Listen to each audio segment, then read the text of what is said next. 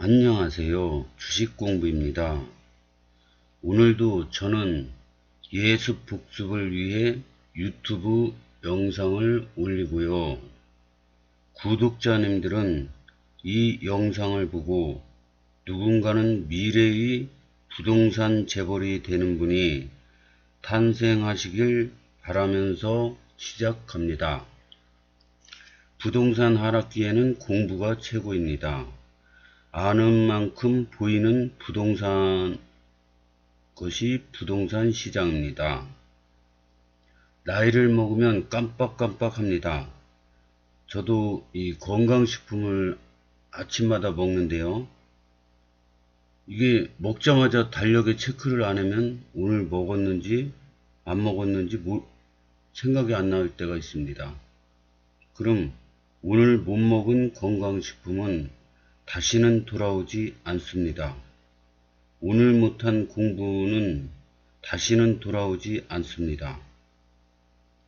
이 책에 나오는 주인공분들 중에 도널드 트럼프 같이 미래의 부동산 재벌이 있지 않을까 생각해 보았습니다. 오늘 소개해 드릴 사연은 9번 타자 홈런왕이라는 분입니다. 30대 후반 직장인이며 투룸 빌라에서 신혼생활을 시작. 집 앞에 세워둔 차가 자꾸 견인당하는 서름을 겪으며 내 집 마련에 눈을 뜨기 시작했다. 이후 공부한 것들은 9번 타자 홈런왕의 세상 뒷담화라는 블로그를 통해 공유하다가 우연한 기회에 내 집 마련 서울 대장 아파트에 답이 있다 라는 책을 집필하게 되었다. 서울뿐만 아니라 전국 투자에 눈을 뜨게 되어 매년 투자를 이어나가고 있다. 이제는 내 집 마련을 넘어 부동산 투자를 통해 가족과 함께 더 많은 시간과 추억을 함께 할 수 있는 자유를 꿈꾸고 있다. 파트 2. 아직도 늦지 않은 내 집 마련. 2030 사회초년생들을 위하여 12평 투룸 전세에서 경제적 자유까지 25년 연식의 12평 남짓한 개포동 투룸 전세 전세가 1억 8천만원. 나의 첫 신혼집이었다. 모두 처음이 그러하듯 신혼의 부푼 꿈을 안고 시작한 곳이었지만 꿈에서 현실로 돌아오는 시간은 길지 않았다. 25년식 12평 빌라에서 내 집 마련을 꿈꾸다. 기본적으로 오래된 집이었기에 여름에는 덥고 겨울에는 추웠다. 집에 있는 시간이 고되게 느껴져 주말에는 대부분 근처 카페에서 시간을 보냈다. 가장 불편했던 것은 역시 주차였다. 빌라는 총 7세대인데 공식적으로 주차가 가능한 공간은 3곳이었다. 이중 주차는 기본이었고 인근에 대충 주차하는 경우가 다반사였다. 그러다 보니 주차 딱지가 일상이었고 집 앞에 잠시 주차했다가 견인되기도 했다. 그런 시간이 6개월 정도 지속되니 마음속에 작은 불꽃이 일었다. 내 집 마련이라는 이름의 불꽃이었다. 계약 직전 분당 아파트를 놓치고 다행히 시드머니는 1억 원가량 마련되어 있었다. 신혼 초부터 아내의 월급 중 일부를 생활비로 사용하고 내 월급은 한 푼도 빠짐없이 저축한 덕분이었다. 지금도 아내에게 감사하는 부분이다. 당시 그 정도 현금이면 좋은 차나 명품 백도 사고 싶었을 텐데 아내는 빌라 투룸에서 살면서 퇴근 후 산책을 함께하고 동네에 커피를 함께 마시러 가는 것을 최대의 사치로 여기며 그 시간을 함께 견뎌 주었다. 당시 2016년만 하더라도 주택시장에 조금씩 훈풍이 불기 시작할 때였지만 투자자가 아닌 일반인으로서는 완벽하게 체감되는 시기는 아니었다. 여전히 많은 사람들이 집을 사는 것을 바보 같은 짓이라고 생각하던 시기였다. 하지만 우리는 거실이 있는 내 집 마련이 무엇보다도 큰 꿈이었기에 일단은 살고 싶은 집을 미리 잡아두자고 결정했다. 그 이후로 참 많은 집을 보러 다녔다. 신혼집이 있던 개포동을 중심으로 경부 고속도로 아래의 동탄, 수지, 용인 일대, 분당 등 정말 많은 지역들을 돌아봤다. 고심 끝에 분당의 작은 평형을 전세금을 끼고 갭투자로 매수하기로 결정했으나 계약 당일에 500만원을 올려달라는 집주인에게 화가 나서 결국 매수하지 않았다. 만약 그때 그대로 주저앉았더라면 지금 생각해도 참 아찔한 기억이다. 과천 아파트 싸게 주울 수 있었던 이유. 막상 내 집 마련의 목전까지 갔다가 계약이 엎어지자 아내와 나는 마음이 매우 헛헛했다. 다시 주변을 살펴보다가 내가 태어나서 자랐던 곳, 막연하게 비싸서 절대 구입하지 못할 거라고 생각했던 과천을 방문하게 되었다. 그런데 이게 웬일인가? 매매가와 전세가의 갭이 거의 없었다. 당시 인근 재건축의 이주 수요로 인해 일대에서 유일한 신축급이었던 과천의 아파트는 전세가가 폭등했는데 그에 반해 매매가는 계속 정체되어 있었다. 또한 네이버 부동산의 상황과는 달리 이미 많은 투자자들이 진입하고 있어서 전세를 낀 물건은 거의 씨가 말라 있었다. 그때 아내와 나는 느낄 수 있었다. 이것이 인터넷에서 보는 것과 현장 분위기의 차이구나. 그날부터 우리 부부는 번갈아가며 여러 공인중개사에 전화를 거듭했다. 그 와중에 물건을 하나 발견했는데 월세가 껴있어서 우리가 가진 금액으로는 턱없이 부족했다. 하지만 꼭 사고 싶었다. 월세 계약 만기가 몇 개월 뒤였기 때문에 일단 매수해서 전세를 놓으면 안정적으로 보유할 수 있는 상황이었다. 가능한 방법을 찾아보기로 했다. 우선 주택담보대출을 최대한 한도로 받고 당시 주택담보대출인 LTV가 70%였는데 임대보증금이 40% 남짓이라 남은 30% 정도를 대출받을 수 있었다.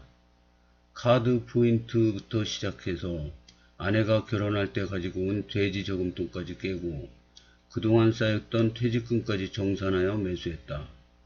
그것으로 나의 첫 투자는 시작되었다. 그리고 계약 후 몇 개월 뒤 잔금을 치를 때 이 아파트는 이미 7천만원가량 올라 있었다. 그때 느꼈다. 돈으로 돈을 버는 것이 이런 것이구나. 선착순 뚫고 서울에 한 채 더 사다.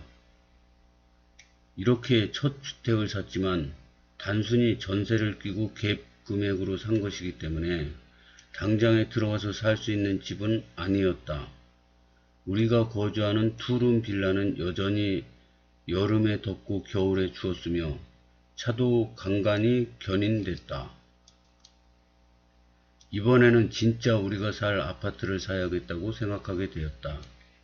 때마침 첫 집의 전세 계약 기간이 끝나서 전세 보증금을 1억원가량 올려받을 수 있었다. 또다시 투자금이 1억원이 생긴 것이다. 자연스럽게 두 번째 집을 매수할 생각을 했다.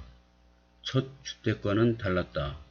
이미 매수를 한번 경험한 이후였고 임장을 수없이 다녀온 이후였기에 나름의 기준을 세울 수 있었다.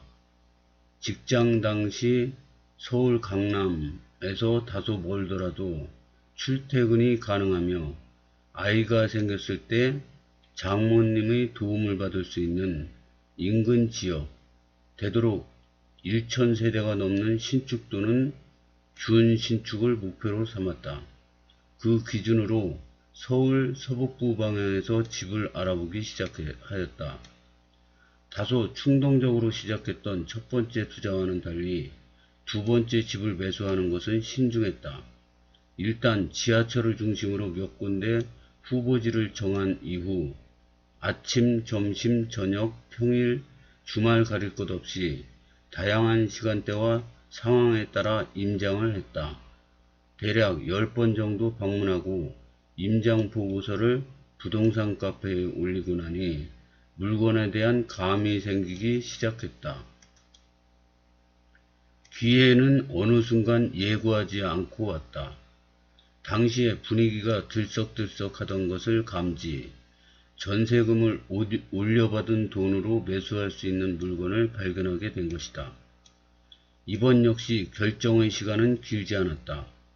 집을 보고 바로 매수했다. 사려는 사람들이 3명이나 있었기에 말 그대로 선착순이었다. 두 번째 집 역시 계약 이후 잔금을 치를 때쯤에는 수천만 원이 훌쩍 올라 있었다. 본격적으로 투자란 이런 것이구나 깨닫게 되었고, 원래 거주를 목적으로 샀던 그 집은 당시 준공공 임대사업이라는 제도를 통해 장기 임대를 주게 되었다. 성공적인 두 번째 투자였다. 결혼 3년 만에 과천에 한 채, 서울 신축 2채 계약. 투자로 꽤나 성공적인 성과를 쌓아가고 있었음에도 저축률은 전혀 낮추지 않았다. 부부 월급의 80%는 저축했고, 덕분에 투자를 하는 중에 또 시드머니가 계속 쌓이고 있었다. 세 번째 시드머니를 모으는데 1년이 채 걸리지 않았다.